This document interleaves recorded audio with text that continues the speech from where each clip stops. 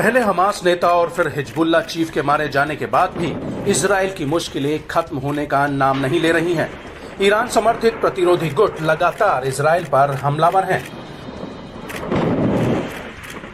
अब इराक के प्रतिरोधी गुटों ने इजराइल पर अपने हमलों को नई धार दी है, जिससे इजराइल के अलग अलग इलाकों में जबरदस्त नुकसान होने की खबरें सामने आई हैं। इराकी प्रतिरोध एक के बाद एक इजराइल पर हमलों की नई सीरीज चलाकर तनाव को और बढ़ाने में तुला हुआ है।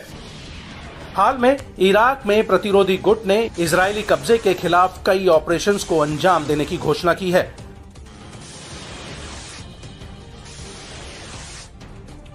इराकी प्रतिरोधी समूह ने अपना बयान जारी कर कहा कि लड़ाकों ने ड्रोन से उत्तरी कब्जे वाले फिलिस्तीन में गोलन हाइट्स और लिबेरियस को टारगेट किया है।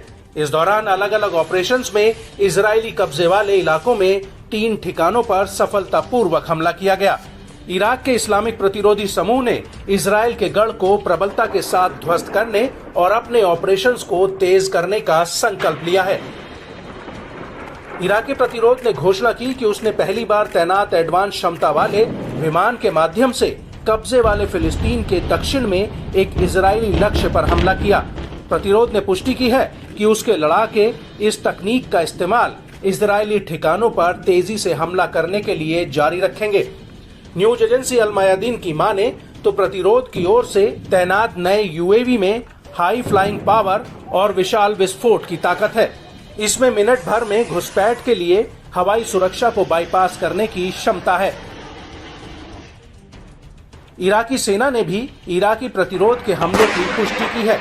आईडीएफ ने बताया कि इराक से हुए ड्रोन हमले गोलन के मिलिट्री साइट पर हुए हैं। इस दौरान गोलानी ब्रिगेड की बटालियन तेहरा के 2 सैनिक मारे गए, जबकि 25 से ज्यादा घायल हुए हैं।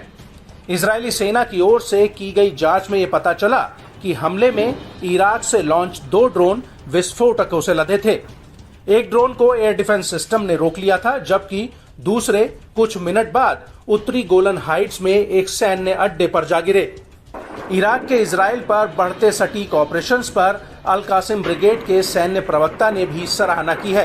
अबू उबैदा ने इजरायली हमले के सामने फिलिस्तीनी लोगों का समर्थन करने के लिए इराकी प्रतिरोधी गुटों को सलाम किया है। अबू उबैदा ने कहा कि हम उनके टॉप लेवल ऑपरेशन की सराहना करते हैं, जिसने ड्रोन के साथ कब्जे वाले गोलन में इजरायली बलों को निशाना बनाया।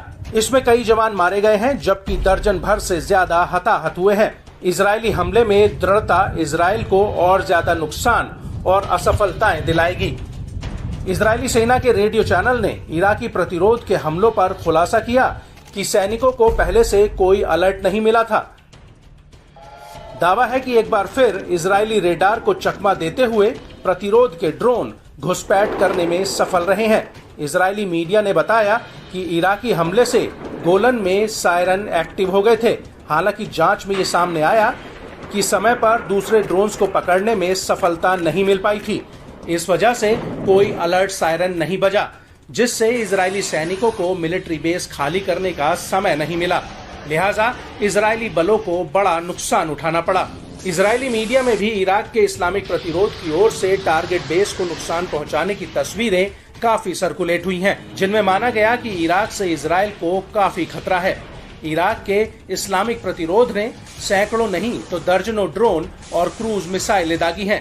बता दें कि इराकी प्रतिरोध ने इजरायली ठिकानों के खिलाफ 3 ऑपरेशंस को अंजाम दिया। प्रतिरोध ने इजरायली कब्जे के खिलाफ कई ऑपरेशंस का दावा किया है।